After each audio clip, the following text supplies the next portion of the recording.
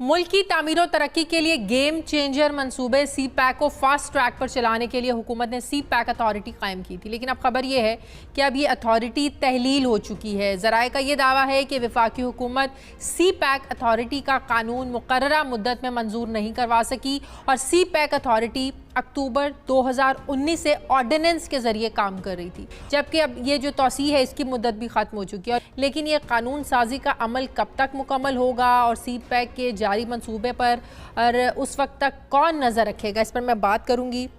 मुझे ज्वाइन किया है इस्लामाबाद के ब्यूरो चीफ सुहेल इकबाल भट्टी ने।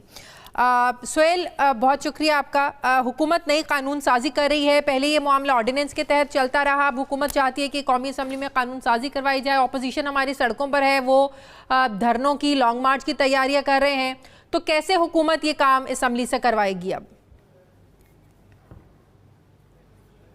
शादी ये बड़ा हैरान कुन और परेशान कुन अमर है कि मुल्क की तमीर और तरक्की के लिए गेम चेंजर तस्वूर किए जाने वाला सी पैक मनसूबा, जिसको पाकिस्तान तहरीक इंसाफ की हुकूमत ने जब इक़्तिदार संभाला तो आपको याद होगा कुछ वज़रा ने ऐसे बयान दिए थे, बिलखसूस रज़ाक दाऊद साहब ने, और एक तासुर भी था और ग्राउंड के ऊपर भी ऐसा लगता था जैसे सी पैक के ऊपर काम रोक दिया गया है या अगर रोका नहीं गया तो अमली तौर पर काम इंतहाई सुस्त रवि का शिकार हो चुका है। मीडिया के अंदर भी आवाज़ें उठी और प्राइम मिनिस्टर इमरान खान साहब ने इस तासुर को ज़ायल करने की कोशिश की कि सी पैक मनसूबे हुकूमत की पहली तरजीह का हिस्सा हैं। और हमने देखा कि फिर उसके बाद एक ऑर्डिनेंस आया 5 अक्टूबर 2019 को, जिसके तहत सी पैक अथॉरिटी कायम की गई। Lieutenant general retired Asim Salim Bajwa को उसका चेयरमैन अपॉइंट किया गया। अथॉरिटी ने बहुत एफिशिएंटली काम करने का सिलसिला शुरू किया और ML1 मनसूबा जो तकरीबन अब 7 से 8 अरब डॉलर का कंसीडर किया जा रहा है, जिसकी कीमत बाद में कम हुई, तो फास्ट ट्रैक के ऊपर ये मनसूबे आगे चलने शुरू हुए थे। जो ब्यूरोक्रेटिक हर्डल्स होती हैं उसमें से उनको निकाला गया। लेकिन हम हैरान होते हैं कि हुकूमत की तरजीहात का आलम यह था कि अक्टूबर से ऑनवर्ड मई तक उनके पास टाइम था कि आप इसको पार्लियामेंट, आज इस ऑर्डिनेंस को पार्लियामेंट में जाके उसकी कानून की हैसियत दिलवाते, नहीं दिलवाई। फिर 31 मई के बाद उसको 120 दिन की मजीद कानूनन जो उसको एक्सटेंशन मिल सकती थी ऑर्डिनेंस को, वो मिली और वो भी लैप्स हो गई। इस वक्त अमली तौर के ऊपर, कानूनी तौर के ऊपर सी पैक अथॉरिटी गैर फाल हो चुकी है, काम बंद है। और अब हुकूमत को ख्याल आया कि जो एक बिल पेंडिंग है कौमी असम्बली में, वजारत कानून ने कहा कि आप वापस ले लीजिए, क्योंकि जो ऑर्डिनेंस के अंदर कानून था उसमें हुकूमत ने बहुत सी अब तरमीम कर ली हैं। और आज वफाकी हुकूमत की हदायत के ऊपर cabinet committee on legislative cases जो एक कमेटी कायम की गई है, उस कमेटी का इजलास हुआ। जब तक ये कानून साजी का प्रोसेस मुकम्मल नहीं हो जाता, अभी कैबिनेट के पास मंजूर होगा, फिर पार्लियामेंट में जाएगा, तो तब तक जो सी पैक के अथॉरिटी के तहत जो मंसूबे चल रहे हैं उनको लुक आफ्टर कौन करेगा? फिर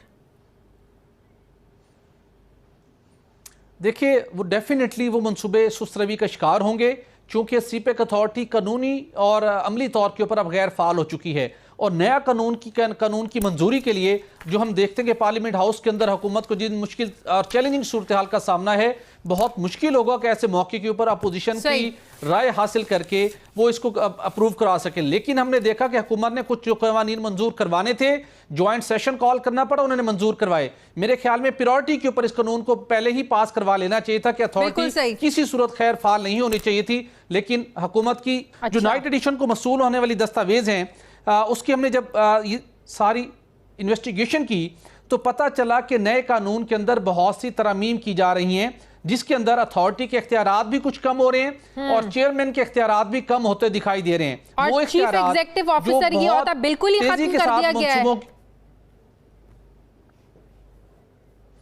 जी बिल्कुल, चीफ एग्जीक्यूटिव ऑफिसर का ओहदा बिल्कुल खत्म कर दिया गया है और अब जो प्रिंसिपल अकाउंटिंग ऑफिसर की जिम्मेदारी होगी वो होगी चेयरमैन के पास। और चेयरमैन के पास एक बहुत अहम एक फैसला करने का इख्तियार था कि अगर अथॉरिटी ने फैसला करना है और किसी फैसले के ऊपर वो मेंबरान के जो ओपिनियन है वो टाई हो गई है, तो फिर चेयरमैन का जो वार्ड था वो फैसला कुन किरदार अदा करता था कि ये मंसूबा करना है, इसके किसी अहम काम की मंजूरी होनी या नहीं। लेकिन अब वो इख्तियार भी खत्म कर दिया गया है। उसके बाद जिनके पास एक और अहम इख्तियार था, जो बिजनेस कौंसल तश्कील देते थे, वो इख्तियार भी खत्म कर दिया गया। अब वो बिजनेस कौंसल तश्कील देगी बोर्ड ऑफ इन्वेस्टमेंट और उसको नोटिफाई भी बोर्ड ऑफ इन्वेस्टमेंट करेगी। और सीपेक अथॉरिटी जो है अब रिपोर्ट जो करेगी मामलात के बारे में वज़ीर आज़म को करेगी, वजारत मनसूबाबंदी को अब वो रिपोर्ट करने की मजाज नहीं होगी, ये भी तरमीम की गई है, राइट? जी बिल्कुल एग्जैक्टली ये इन दस्तावेज में शामिल है कि अब इनकी जो रिपोर्टिंग जो अथॉरिटी थी पहले वजारत मनसूबाबंदी और तरक्की थी, अब प्राइम मिनिस्टर ऑफ पाकिस्तान को वो रिपोर्ट करेंगे। उसके साथ एक और इसके अंदर तरमीम शामिल की गई है जिसमें बताया गया है कि चेयरमैन सीपैक अथॉरिटी, मेंबरान, एग्जीक्यूटिव डायरेक्टर्स और दीगर उनके रिसर्चर्स और बाकी जो टीम है उनके अगर वो कोई अच्छी नीयत के साथ फैसला करते हैं, कोई काम एग्जीक्यूट करते हैं, तो उसका इख्तियार नैब, FIA या कोई और इदारा उनके खिलाफ तहकीकात नहीं कर सकेगा। उनको इम्यूनिटी दी गई है, वो भी इस नए कानून में शामिल की गई है।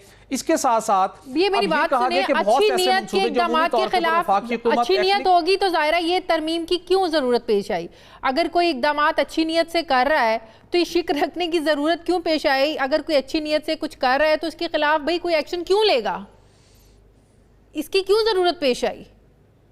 एग्जैक्टली आपकी बात बिल्कुल एक ये आपका ये पॉइंट बिल्कुल वैलिड है, लेकिन चेयरमैन समेत तमाम मेंबरान को और दीगर स्टाफ को एक सेंस ऑफ प्रोटेक्शन दी गई है। जहां आजकल हम देखते हैं कि नैब जिस तरह से एक्टिवली कार्रवाइयां कर रहा है, ब्यूरोक्रेसी के अंदर उस दिलजोई से काम करने का रुझान नहीं।